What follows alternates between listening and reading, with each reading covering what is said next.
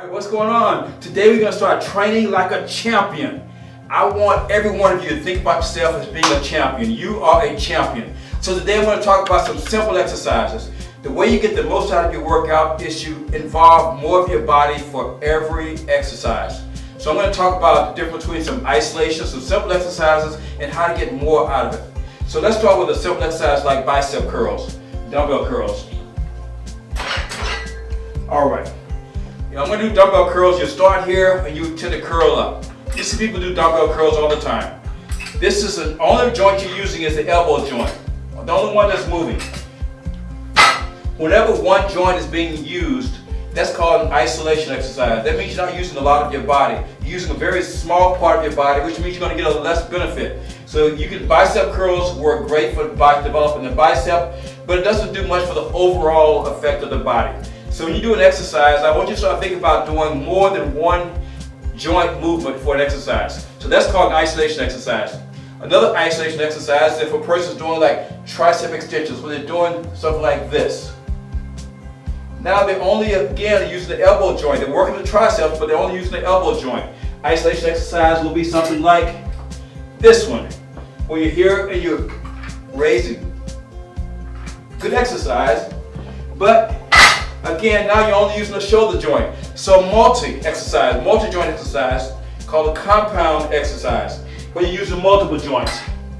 When I take this here, and I go from here to here. Now I'm using the shoulder joints as well as the elbow joint to do this exercise. I'm using triceps, using the shoulders, using a little bit of the upper back to do this exercise. Involving more of the body means I'm doing more as far as fat burning, conditioning, building muscle. That's called compound. Another compound exercise, well, I'll show you another isolation exercise you see in the gym all the time. Watch this.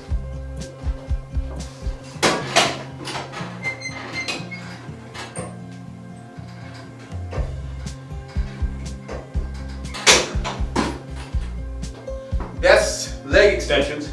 Again, an isolation, because the only thing you're using is the knee joint. You're working the quads, good. But you're just not using the body as much as possible. But if you're doing an exercise where you're having to bend, now you're using the hip joints as well as the knee joints.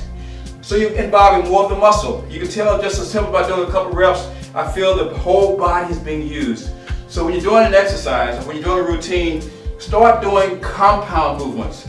An exercise or exercises that involves more of the body than maybe just one area being moved. So that's the difference between compound exercises and isolation exercises. Now, this is part one.